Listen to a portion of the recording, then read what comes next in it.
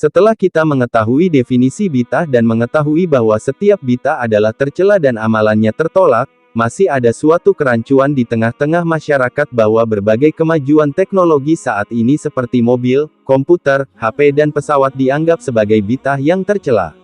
Menurut kami, perkataan ini muncul karena tidak memahami bid'ah dengan benar.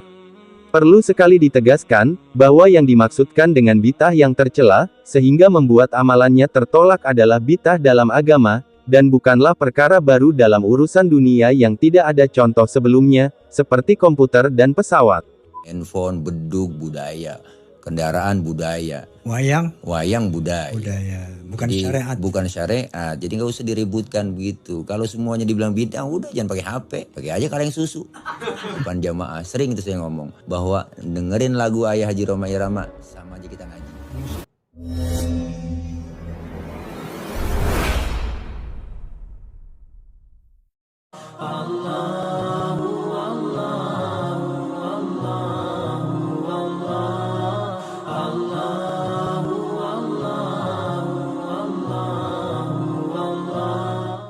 Dalam masalah agama, Allah Subhanahu wa taala berfirman dalam surat Al-Maidah ayat ketiga, "Al-yauma akmaltu lakum dinakum wa atmamtu 'alaikum ni'mati wa raditu lakum al-Islam madina." Hari ini telah aku sempurnakan agama ini untuk kalian. Nikmatku kepada kalian dan telah aku ridhai Islam ini sebagai agama untuk kalian. Ya.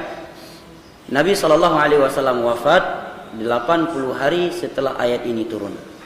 Dan diterangkan oleh beberapa sahabat Nabi yang dinukilkan oleh Imam Ibnu Katsir dalam tafsirnya di ayat ini, bahwa setelah ayat ini turun tidak ada lagi pembahasan halal dan haram. Yang menerangkan bahwa ayat ini turun menyampaikan, memberitakan bahwa agama yang turun kepada Nabi telah sempurna. Ayat ini turun di Haji Wada', ya, di Haji Wada', di hari Arafah pada hari Jumat ba'dal asar. Sebagaimana dalam riwayat Al-Imam Al-Bukhari dari Umar bin Khattab radhiyallahu anhu. Ini dalam masalah agama. Ya, agama ini mencakup masalah akidah, ibadah dan akhlak. Ya, yaitu muamalah. Nah, dalam masalah akidah, dalam masalah ibadah, ya, Nabi sallallahu alaihi wasallam telah memberi konsep. Ya, telah memberi konsep agar kita tidak melakukan suatu ibadah yang tidak ada tuntunan dari Nabi sallallahu alaihi wasallam. Di antaranya sabda beliau dalam riwayat Imam Muslim dari Aisyah radhiyallahu anha, "Man 'amila 'amalan laisa 'alaihi amruna fa huwa rad." Barang siapa yang melakukan sebuah amalan, sebuah ibadah yang tidak sesuai dengan tuntunan kami, maka amalan tersebut tertolak. Ini kan menerangkan bahwa beribadah dengan konsep Nabi, bukan dengan konsep kita. Karena kalau kita beribadah ya dengan tanpa konsep Nabi, berarti diterima oleh Allah asalkan niatnya ikhlas. Rupanya tidak. Malah Nabi menyatakan yang tidak ada tuntunan dari kami, maka amalan tersebut tertolak. Dan Allah juga berfirman dalam surat Al-Mulk, "Tabarakalladzi biyadihil mulku wa huwa 'ala kulli syai'in qadir, alladzi khalaqal mauta wal hayata liyabluwakum ayyukum ahsanu 'amala." Ahsanu 'amala. Allah akan menguji kalian siapa yang paling bagus amalannya. Kata Hasan Al-Basri, maksudnya siapa yang paling ikhlas dan siapa yang mencocoki sunnah Nabi sallallahu alaihi wasallam. Juga beliau bersabda dalam hadis yang diriwayatkan oleh Imam Abu Daud, Tirmidzi dari sahabat Irbad bin Sariyah radhiyallahu anhu. Beliau bersabda, "Fa innahu man ya'ish ba'di fa sayara ikhtilafan katsira.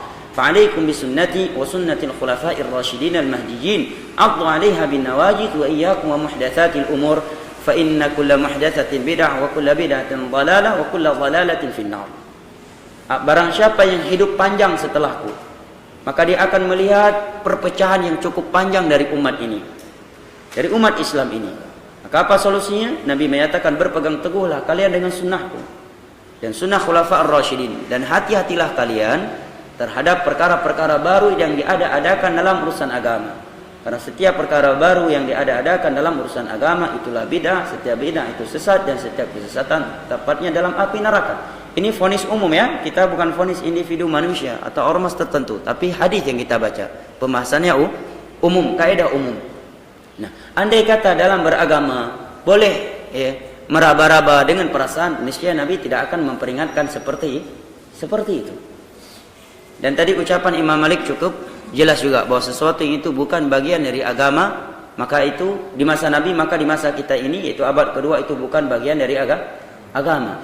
Kemudian Imam Syafi'i juga menyatakan man istahsana faqad syarra'. Barang siapa yang beragama, beribadah dengan perasaan, maka dia akan selalu buat syariat baru. Sebagai contoh, dia punya perasaan sebelum masuk kamar mandi salat dulu 2 rakaat. Kayaknya setelah keluar dari kamar mandi salat dulu 2 rakaat. Mau pakai baju baru salat dulu 2 rakaat. Mau naik kendaraan baru salat dulu 2 rakaat. Ya, mau masuk rumah salat dulu 2 rakaat. Mau keluar rumah salat dulu 2 rakaat. Hancur agama ini. Setiap detik akan ada ibadah-ibadah baru. Kalau demikian, apa maknanya firman Allah tadi, hari ini telah aku sempurnakan agama kalian? Kalau rupanya ada ibadah setelah Nabi yang tidak ada di masa Nabi, berarti kan belum sempurna. Ya kan? Ini jelas, cukup jelas kaidahnya. Ya. Nah, dalam permasalahan dunia, maksudnya halal dan haram, Nabi telah membuat kaidah dalam hadis yang diriwayatkan oleh Imam Muslim dari Anas bin Malik radhiyallahu anhu. Nabi bersabda, antum a'lamu bi umuri dunyakum. Dalam perkara dunia kalian lebih tahu daripadaku. Ini menunjukkan hikmahnya Islam. Karena kalau dalam urusan dunia dibatasi oleh syariat, nggak akan mungkin manusia mampu melakukannya. Ya, karena dunia ini semakin hari semakin berkembang, semakin baru, semakin berubah. Di masa Nabi tidak ada mobil, di masa kita ada mobil. Andai kata Nabi memberi batasan, nggak boleh mengenai kendaraan kecuali onta, hanya dah mudah beli deh. Baik onta Indonesia, hana onta, ya, dan seterusnya. Tapi dalam urusan agama, dunia kata Nabi, kalian lebih tahu dalam urusan dunia kalian. Dengan syarat tidak bertentangan dengan hukum Allah Subhanahu wa taala. Allah